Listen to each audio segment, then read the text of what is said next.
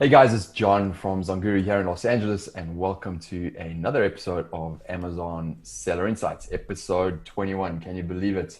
And this is a series where we interview experts, and we're really here just to learn from them, to be inspired by them, and use that information to fuel our own Amazon private label business. And a quick shout out for Zonguru. We're an all-in-one tool set, and we help you scale through data visualization and automation. So that is our thing. We're partners with Amazon and with Alibaba.com. So jump in there, check us out. And today we have with us Michael Facchin. Welcome, Michael. What is going on, John? It is great to be here. Congratulations on the podcast, episode 21. It's now old enough to drink. It's a big deal. Damn, we should have a beer then. I missed That's right. that. Yeah. Mike. So Michael's coming to us from Austin. He is the founder and CEO of Ad Badger, which is a PPC tool suite for Amazon private label sellers.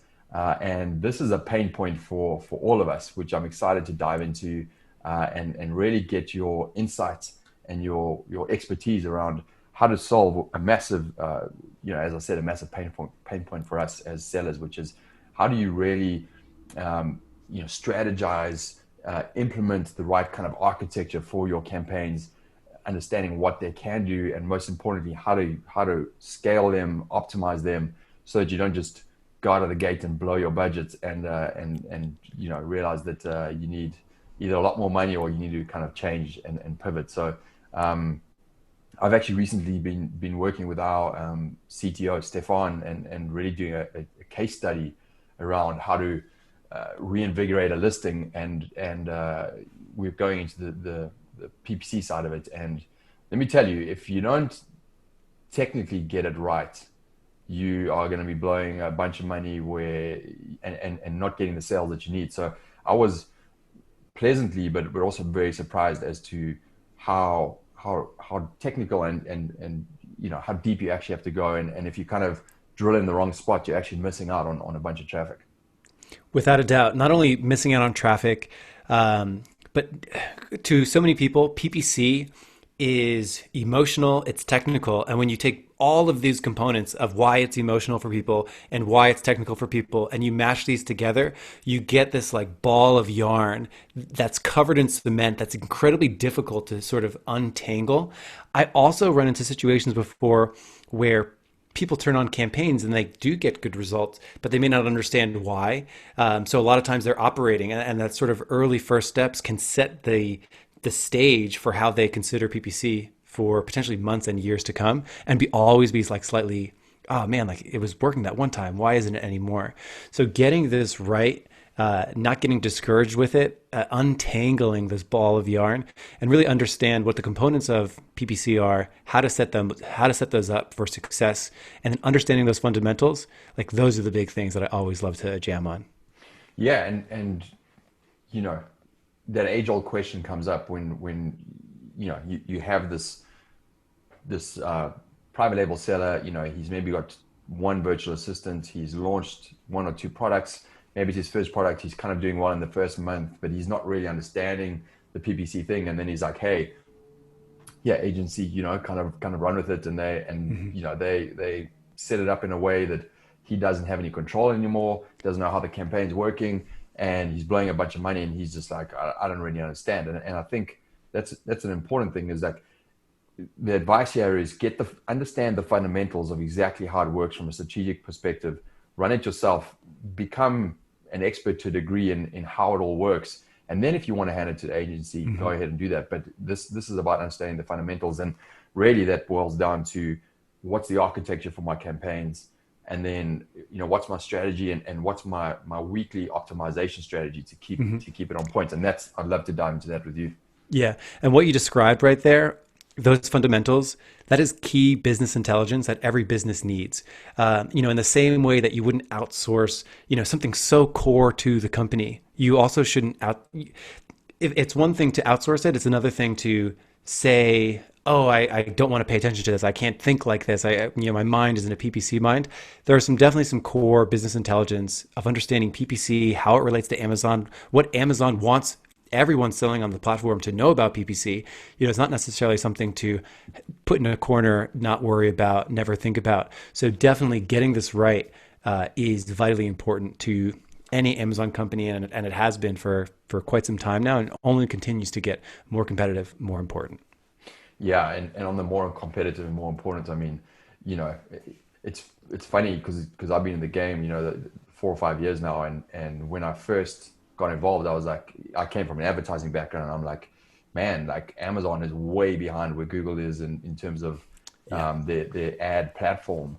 And slowly, it's almost like the wheels started turning for them, and they're like, wow, this is how we're a search platform. This is how we can make money, and they've slowly started to kind of create complexities around that. Now that's good for us if we know how to use it, but it's also a major money revenue stream for them, and it can eat your budget really, really quickly. But as Amazon gets more complex, you've got big spenders coming on. They're spending 50 G's a month just trying to kick everyone off of the search platform. So as us kind of private label sellers, we've got to really be savvy about how to approach that.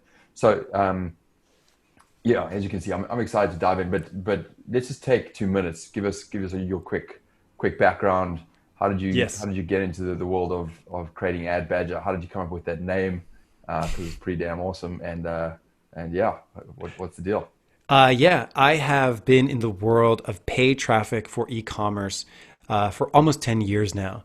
I always liked the internet just in general, understanding how it works, understanding where things go. I was like really fascinated with like Google, like how it organizes the entire world's information. And then I combined that sort of interest in the internet with sort of a competitive computer real-time strategy like mind. Like I grew up playing, like if anyone out there is listening who's played StarCraft before, like I grew up on StarCraft, which is this, it's you versus a competitor. You have these resources, you have these tools available to you. Based off what the competitor is doing, you need to, react or get ahead of them somehow. And that seeing digital marketing, that's what that did for me. And it was like, wow, I can do this as a profession.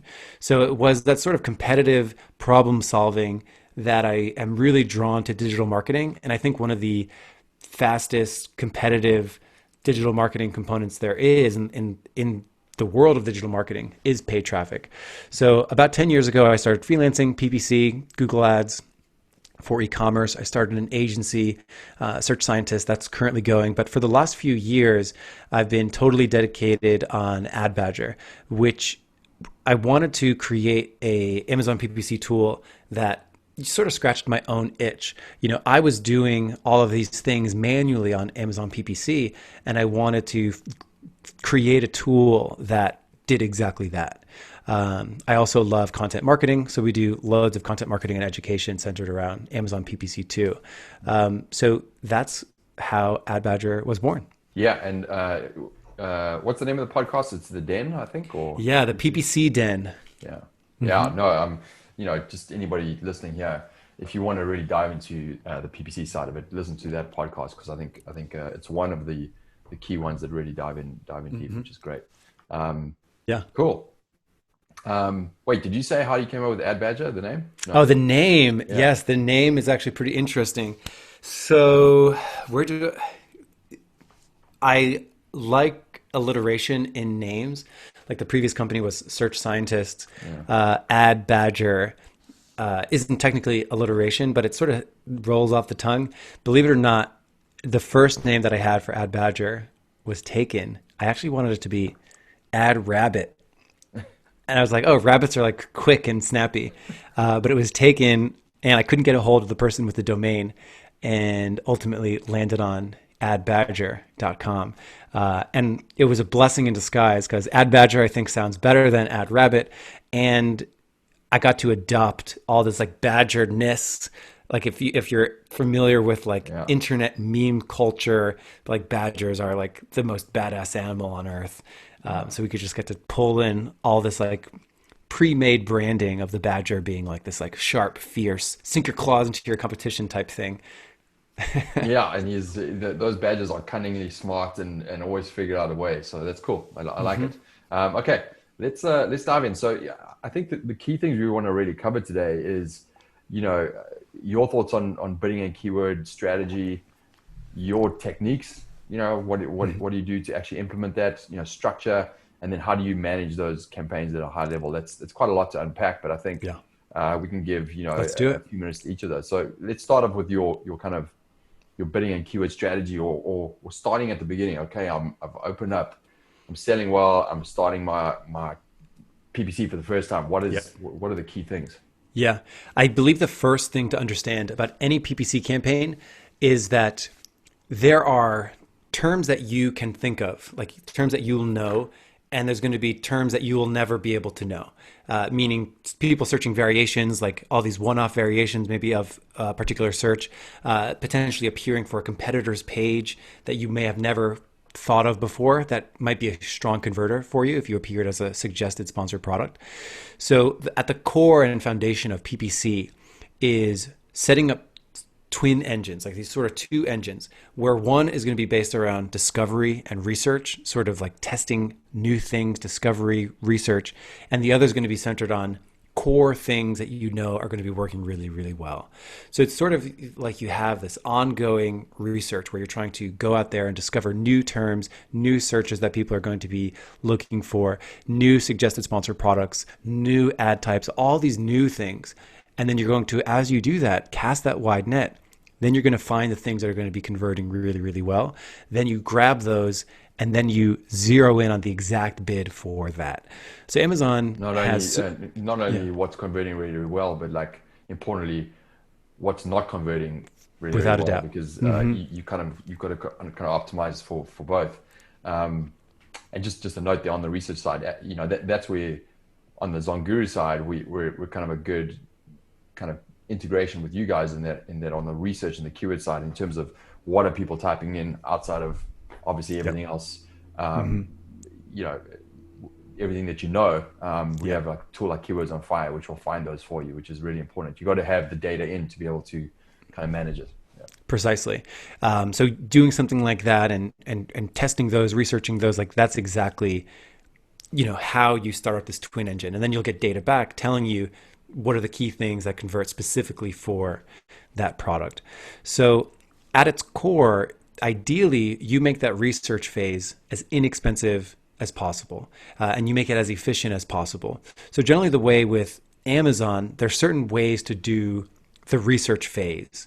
Um, for a very, very long time, and still to this day, this still works, but for a very long time, the classic thing was to launch an automatic sponsored product campaign. Mm-hmm. And an automatic sponsored product campaign will take your product, Amazon will interpret it, and it will decide where it should be triggered when people are navigating Amazon. And there's two main places where sponsored products are going to get triggered. It's when somebody makes a search, which is the most popular when somebody enters a search term into the search bar. And the second is going to be when they're looking at a product, there's going to be suggested products that are related to that product. So those are the two main areas. And then what an automatic campaign will do, Amazon will decide what searches that you should appear for. Amazon will decide what suggested sponsored products you should appear for. And then you scan through that data that it's you can see what you got clicks on. You can see, hey, you got clicks for these searches, you got clicks for this suggested sponsored product, and you can get rid of all the bad ones. You can have the bad ones as negative keywords, and all the good ones you can take and put into their own sort of like winner's circle campaign, I like to call it. So you take that, you dedicate it somewhere, because the reason why you would do that is in an automatic campaign, that's going to be one bid for all of those suggested searches. It's going to be one bid for all of those suggested products. So ultimately, that's fine because you're just paying for the research. Hopefully it's a low cost bid. You're paying for that research, and then you peel out all the winner terms. You peel out all the great terms, and you stick it into a manual campaign that you can bid exactly what that search is worth. And then ideally, you can also go back and block it from that original research campaign. So over at Ad Badger, we call it the RPSB, or research. So you're doing the research, you peel and stick. So you peel out the search term that was converting, you stick it into a manual, and then you block it from the original. We call that RPSB. And that's generally the core. And then there's going to be different situations where we would variate from that. But in general, that's the core that we're always trying to run. We have a research wing where we're trying to discover new things, unbranded, non-branded terms. Maybe we're testing terms, and then we're doing search term graduation where we're graduating all the best terms to the top. Gotcha. Yeah, no, that makes a lot of sense. So, just to kind of high level that from my understanding, ultimately the architecture for what you're setting up is in one way is to create a automatic campaign, let Amazon tell you what the keywords are. Then use a tool like Ad Badger, or if you do it manually, you could pull the search term report, which is a report out of Amazon. Actually, look at the data, understand which ones are converting, which ones are not. Maybe negative match on the ones that are not converting. Yeah. But take the ones that are, put them into a manual campaign, bid on them accordingly, and then block them from the original automatic campaign, so you're not kind of cannibalizing against that same keyword bid in two different campaigns. And then over time just build that up, right? One other question I have is it from that research aspect, because there's obviously the automatic campaign which can help you with the research, but you obviously have tools like, we have a keyword generator tool, Keywords on Fire, or you have your own idea around what potentially could be the converting keywords. So would you set up a separate manual campaign for that research component where you put in some of these manual keywords that you ideally want to test? And then, once you get results from that, you can see that in the search term report as well, right? And then bring Yeah. them over into that other campaign. Yeah. Absolutely, positively. The thing though that I see a lot of people do is they will use a keyword tool, like a keyword research tool. They'll get a big list back. They will put all of them in their account, and they don't they sort of think that's doing PPC. But it's like, when you just did that, when you grabbed a keyword list from anywhere, you put it into your PPC account, all of those have 0 clicks, 0 impressions, 0 conversions. Not all of these will convert uniformly. It'll be classic 80-20 of 80-20 most likely, meaning if you drop in 100 keywords in there, probably the top 20 will provide most of the sales. Which 20? And another thing that people, should be aware of too, when you do that, in order to like test the viability of 100 particular keywords, you're looking at ideally getting them maybe 20 clicks each. So now we have 100 multiplied by 20. That's 2,000 clicks. And then, if you're paying $1 each, that's just $2,000 to test that, which is absolutely things that we do all the time. But I think the difference is it's still RPSB, like you're still doing that research component, except you're complementing your autos with manual keyword research, which is totally A-okay. And like I do it, everyone should do it. It's just a matter of like being sure that you're mentally organizing all of your PPC efforts. Is this a research-based effort, or is this a proven keyword that I know I can depend on? And I see people get really frustrated. They do something, sometimes I refer to it as the keyword dump, where basically people do just that. They download a gigantic list. Sometimes I've seen things like 500 keywords long. They'll put everything into a budget, and maybe they're giving it a $10 a day budget. And then what happens sometimes is that, if you were to divide 500 keywords by a $10 a day budget, you're giving very, very little data to each of those keywords. And that's where PPC can feel like a crawl, feel very difficult, feel very, because you're getting so little data back. And after a week, after 2 weeks, you don't have any data to sort of say which keywords are the best or not. So as long as people are intentional about how they're using manual keywords, that's absolutely part of the research process. Yeah, no, that's a really, really good point, or a few good points there. And I think, the key there is what you said, don't data dump a whole bunch of keywords into one campaign and expect, Amazon's going to favor certain keywords in there. You're not going to get the right information. So do the opposite. I know everyone's like impatient. They want to get sales. They want to turn this on and get it flowing, but start really small, very targeted, very focused, get your feedback. And it's a systematic patience game that you need to go through with advertising, because it takes, to get the data back to make the decision, it takes weeks, Yeah. weeks, yeah, if not months. for sure. Um, yeah, you don't want to spread your data out so thin. Um, so yeah, so being intentional about what we're researching, I think is really key. Yeah, and I think let's talk a little bit about the on those 2 points you said, like what happens if you have a manual campaign and there are keywords in there that aren't getting impressions? How do Hmm. you essentially test those? Like what's the key nugget there? And then if you are seeing some keywords in there that are getting clicks but zero sales, how specific do you need to be to actually kind of pull those out and negative match them or Hmm. Yeah, this is perfect, and this is a really popular thing that I know people have on their minds. When do you pull the plug on a keyword?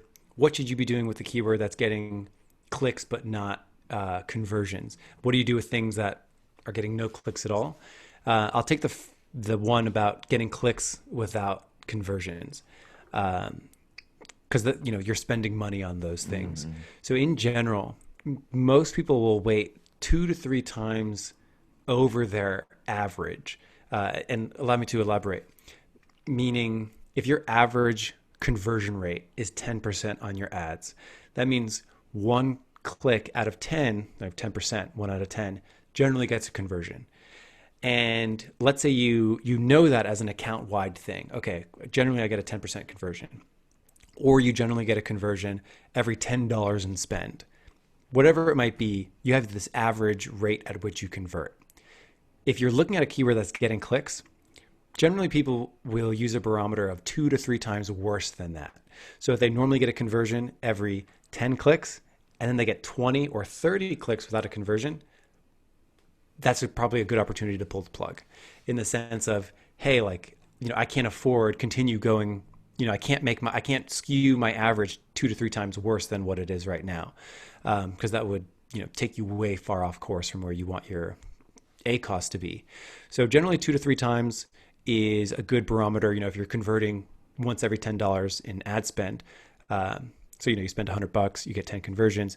All of a sudden, if you're looking at a particular keyword that's spending $20 or $30 without a conversion, that's generally a good rule of thumb to go ahead and pull the plug on certain things. Another interesting thing is what to do with keywords that just aren't getting clicks. And there's a couple different ways that I like to think about this. The first is an intricacy with how Amazon works. And this is a strange quirk about it.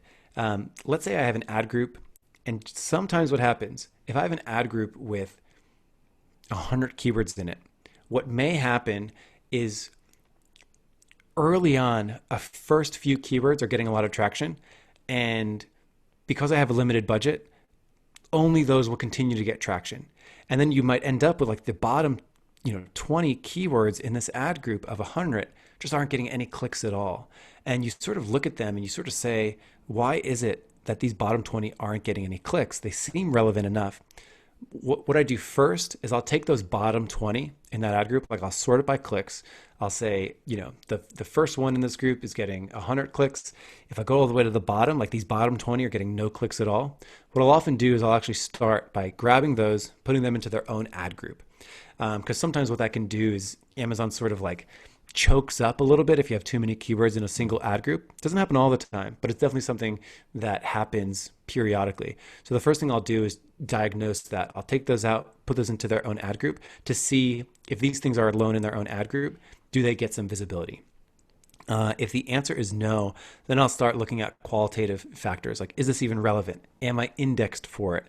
Because one thing Amazon does not want us to do is bid on keywords that are irrelevant for our products, because Amazon wants advertisers to bid on keywords that get clicks and get conversions. So if we're trying to show up for things that we're not relevant for, if I'm selling running shoes and I'm appearing for high heel shoes because I wasn't thoughtful about what keywords I put in there, Amazon's sort of going to like slow me down, almost like put me in a little stasis for those keywords. Like I'm not going to get visibility for it. So I'll look at those soft factors, be sure I'm indexed, and that's sort of the decision tree I'll walk through. Nice. Yeah, perfect. Yeah, I think obviously the other way of handling it is as you slowly go through that larger list of keywords and you cull out some of the ones that aren't converting. and you're still seeing some of those impressions, or some of those keywords not getting impressions, you could potentially bid up on those, Right. and that might help as well. But yeah, I love the idea of kind of carving that out, and then testing those. And then again, that's a research bucket you can test. If there's anything great, then pull them into your main campaign. So Yeah. yeah, talk a little bit about a little bit about budget, right? Hmm. And specifically, you talked about this 10% conversion, or that could be an example, but you know, it, 10, spending $10, maybe getting one conversion, but around launch, what is your typical strategy around your PPC campaigns, budgets? When do you expect a break-even point? You're obviously going to have customers going like, "Whoa, I might be spending like a lot now. When is this going to pay off?" That kind of stuff. So, any thoughts around that? Yeah, this is a big deal. I also think it becomes a bigger deal when you relate that number of how much you're spending on ads to total Amazon revenue. Um, what I can say is generally what I see most people post launch, like the product's soaring, it's stable, it's all these good things. If we start there and work our way backwards, I see most companies that have like lots of traction, been around for a couple of years, they're spending around 10% of their total Amazon revenue on ads, like plus or minus, which means if they're doing $100,000 a month in sales, I can probably expect them to spend around $10,000 a month on ads, plus or minus. Obviously, every industry is going to be a little different. Sometimes I've seen that as low as 3% ad spend to total Amazon revenue, to maybe up to 15, 20%, sometimes in extreme cases. But in general, it's around 10% ad spend to total Amazon revenue. So Yeah, if we work ourselves backwards, we oh, call go ahead. that we have it on our dashboard. We call it ACOTS, advertising cost of total sales. And typically we're like, it obviously depends on what your ACOS is as well, but typically, the ACOTS, and some people call it tacos, but we call it ACOTS. We should call it tacos. It sounds better. But the that's a complete percentage off of your total revenue. So it's a Yep. complete cut of your margin. And yeah, I think 10% is decent. Yeah, we usually like 5%, but 10% is good too. Yeah, Yeah. especially around launch, obviously. Yeah. Right. So, if you work backwards from that number and you're hanging out during a launch where potentially your total revenue is nothing because you're just Mm-hmm. starting out. Either you're just starting out completely new, this is your first product ever, or you're an existing company, have loads of products, and now you're launching one new one. Um, that number is going to be, zero or very low. You're not going to have many other sales outside of PPC. So really at first, your, PPC ad spend to total revenue is going to be 100%, meaning all of your sales may be coming in via paid. Hopefully that's not the case. Hopefully you're driving traffic in other ways. But in general, it's going to be relatively high. And then when I say like over time, we do want to set what I will normally coach people on is when you're first launching a campaign for a brand new untested product, start break even or close to break even. So, technically this is break even in the sense of I'll often walk people through how much revenue are you going to get per conversion? What's your cost of goods? What's Amazon's cut? And then we'll get to the profit per sale. And I'll often call that the pre-apps. It stands for pre-ad profit per sale. Mm. So one more time, it's just how much profit are you going to get before you spend it on ads? And during launch, there is a general recommendation to spend all of that pre-ad profit per sale on ads. It's essentially your break-even point. Yeah. So starting break-even, knowing that at least if you get a sale, you're breaking even. But the things that I try to explain, there's a whole bunch of metrics that are going to be activated that no dashboard really tracks, which is basically your reviews per sale. And like that has a dollar amount on it. If someone were to have a crystal ball and say, every 15 sales, you're going to get one 5-star review. If you were able to definitively tell people that, it's like, well, I know that. And I know that sort of another metric is every new 5-star review I get, my conversion rate goes up a bit, and Mm. every new review that I get, my sort of organic ranking goes up a bit, setting this like cascade in motion of ratios that we don't immediately have in front of us all the time. But that's what we're trying to, almost like we're starting a lawnmower. We're trying to pull that string. We're trying to start the crank that it will eventually get going. So starting with a break even, spending all of your profit on advertising, calculating what that ACOS is, and aiming for that is generally where I begin with ads, knowing that ideally we get this lower over time and we actually profit from our ad campaigns as well. Gotcha. Yeah, no, it's spot on. And I think um, it's important to understand these fundamentals and also to understand, you know, what that break even is and when you're going to hit it or overspend and the idea is that hopefully when you're launching a product, you might overspend up front, but by the time you've sold all of that initial stock, you're still at break even. And Right. people, some people really think, hey, you know what, I'm launching this product, my first round of stock, I want to make profits. And, if you're really doing it properly, you most likely need to be a little bit more aggressive up front, spend Mhm. that break even, and, make your money in your second For order. sure. And it's not all for nothing. You are sort of planting those seeds of things that will pay off in the future. So you are sort of establishing yourself in a particular keyword family, in that particular product family, that later you will have a leg up and you'll continue sort of working your way up the ladder. As your conversion rate goes up, you will automatically be able to get more conversions for the same amount of clicks, dramatically improving your ACOS over time. Nice. I had a quick side thought, but I was just thinking of one of these, one of these guys that own the Amazon space who has a seven-figure business, but he shies away from spending any advertising, Yes. any advertising, and he's like, "My listing's doing great. I'm getting all these sales. Why would I do advertising?"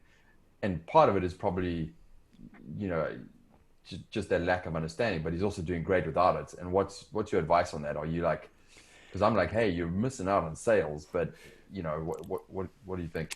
You want to know the craziest example of this is during COVID, coronavirus, when it was first peaking, when it was first happening.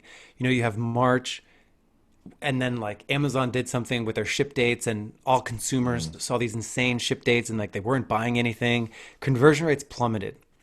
People freaked out. They turned their ads off. Then what I remember happened? that. Yeah. Amazon fixed those ship dates. Now all of a sudden, everyone's conversion rates went way back up.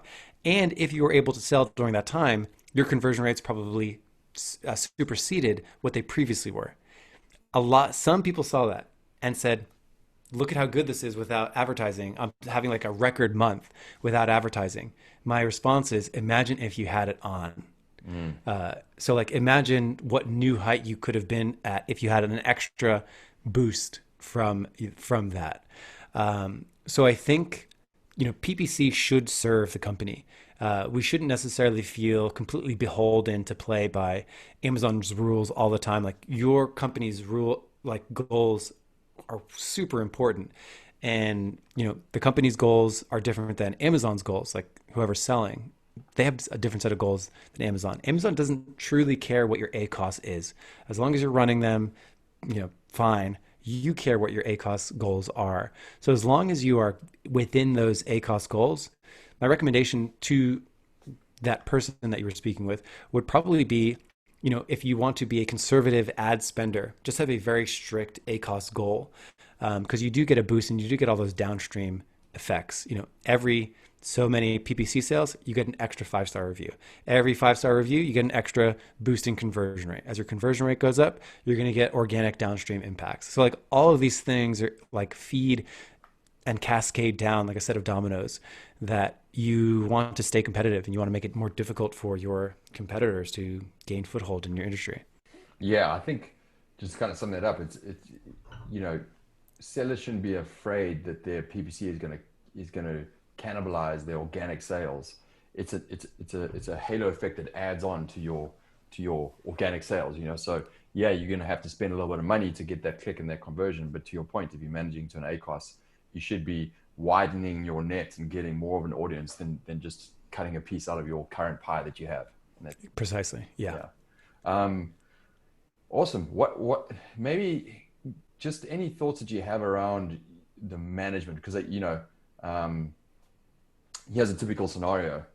I'm guilty of it. I think we probably all, we kind of set up our campaigns, we do all the work, we say, okay, great, that's running, we put it in place, and then we fluff it off and we check back in like a month's time, or 2 months time. And because we're seeing the sales coming in, but we're not really optimizing and managing it like we should be. So what is your cadence, and what does it look like for your insight into the typical cadence that you should be managing your PPC and Yeah. optimizing? There was a huge study done by a Google Ads company, WordStream, where they analyzed like tens of thousands of accounts.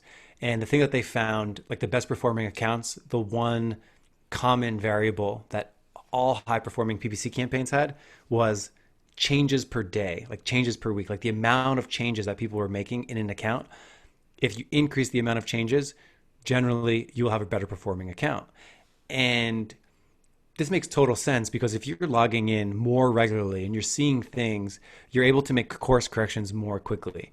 And that is by far the biggest and best PPC tip ever. That if you don't know anything about PPC, but you log in, you look at it, you scratch your head and say, what can I do to make this better? Do some Googling, figure out what you can do to make it better, listen to this podcast, go make changes. You will have a much higher performing account than a super pro that logs in once every 90 days. And there are loads of people that are probably far more competent that just never log in and have way underperforming campaigns. So being active is a key success trait for PPC campaigns. In terms of what a normal cadence looks like, I always recommend to everyone to use some kind of project management tool that's, gives you a calendar where you can log things day by day and have them repeat every so often.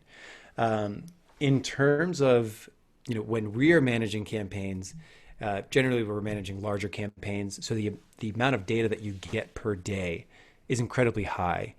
You might be getting $3,000 worth of data in a single day, so you're going to want to make changes like day after day because things are going to change as compared to if you're spending $3,000 across a month. So, in general, if I can give, my few recommendations for what to do on a weekly basis, you want to look through your search terms. You want to see the things that you are appearing for. You want to get rid of the things that don't work. You want to reward the things that do work, and you want to update your bids. So you want to get a little bit more precise with your ratio of how much you're spending to how much revenue they're generating. And that is the bulk of PPC management. What are you appearing for? Are you getting rid of the things that don't convert well? Are you up leveling the things that do convert well with a stronger bid, lowering the bid on weaker things? Periodically, monthly, depending on the intensity of the ad campaign, you will want to ask yourself questions like, is my campaign structure what it should be? Do I have any launches coming up? Do I have any new campaigns to prepare? Are there any new ad types for me to think about and start running? So you want to be as comprehensive as possible. But one thing I would say is build up that internal project management board so that you never have to wonder what to do each day. It's sort of, you can be methodical with PPC, even straight down to scheduling the creative time to just sort of browse and brainstorm and get new ideas. But in general, bid optimization needs to be done at least weekly. Negative keyword management, so going in and looking at things that don't convert, blocking those out, that's got to be done weekly. Looking for new keyword opportunity, that should be done weekly as well. Yeah, some awesome stuff there. I think that weekly cadence is the minimum, but I think it's critical. And my advice probably to anybody who's kind of going through this, it's almost following that acronym that you had up front, which is like, from a project management perspective, on a weekly basis, carve out some time to do the research, listen to a podcast, get the latest, understand the latest, and then carve out the hour or two that you need to do your optimizations and your implementation.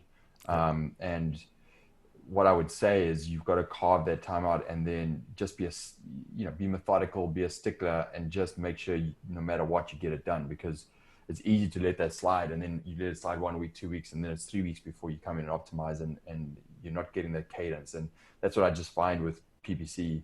It's that weekly check-in and optimization. If you can just stick to that and a little bit of that research and learning side, you'll be on top of it. Yeah, and it won't get away from you. Without a doubt. It's almost like a ship. If you aren't paying attention to your compass, you'll eventually go far off course. Yeah, absolutely. That's awesome. I think maybe any kind of last key things on PPC, maybe some big mistakes that people make, or last key piece of advice that we can pass on. I think the biggest issue that I see in accounts, bar none, if someone were to write into me and say I'm having so much trouble with my campaigns, I can almost guarantee that they probably have one ad group with like 300 keywords in it most of the time, and a small budget. So they have all this data to be found out, but they have no budget to access all that data. I would recommend going much more simple. Test only a few keywords at a time, or start with an auto campaign. Let that generate, and then do that RPSB. Like peel out the good ones, stick them into a manual, block them from the auto. PPC doesn't have to be, especially if you only have one SKU, 5 SKUs. PPC doesn't have to be that difficult, and it really is worth getting a whiteboard, getting a piece of paper, and just sort of mapping out what your campaigns will look like. You'll have your auto campaign. Actually draw out the word auto so you know what that is. You have your manual, winner circle, exact match keywords. Write that out over there. So you actually draw the arrow from the auto into the manual exact match, so you can sort of visualize what your optimization process looks like. Actually draw out like the negative symbol to be sure that you're going in a negative, like negativizing keywords. Understanding the most simple bid calculation you'll ever need to know. If you're not using a bidding tool, the most simple bid calculation, my last quick tip, is simply your revenue per click multiplied by your target ACoS. So that could be very simple. If you generate $100 from 10 clicks, that's a $10 revenue per click. Just multiply that by whatever your target ACoS is. So maybe it's 33. So that would be $10 multiplied by 0.33. You'd land on a CPC bid of $3.33.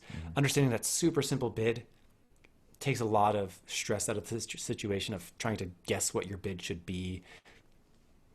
You can keep it simple at first. Awesome.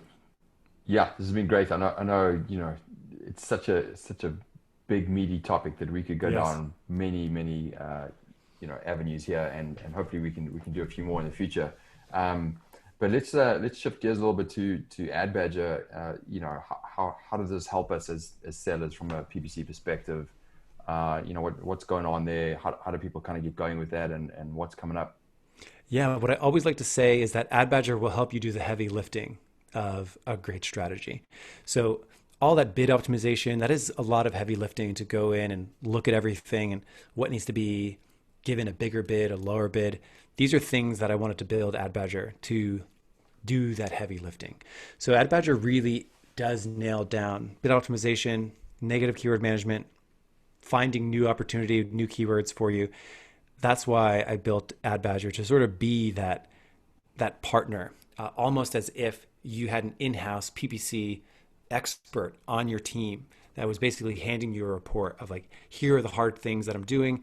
This is my area of opportunity. These are things that I'm working on.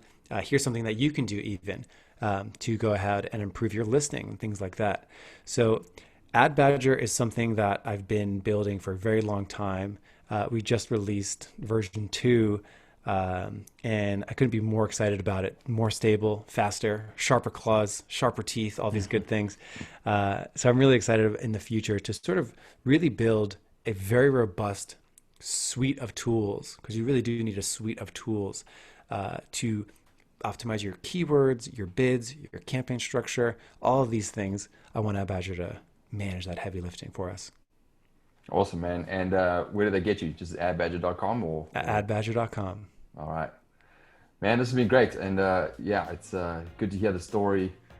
good to hear about the start of Ad Badger and where you guys are going. And I think there's some really, really critical basic architectural and strategy steps that you've unpacked for everyone here. So appreciate it a lot. Awesome. And I'm stoked again. Episode 21. Congratulations. Time for that beer. Yeah. All right. Thanks. Good stuff. Bye-bye.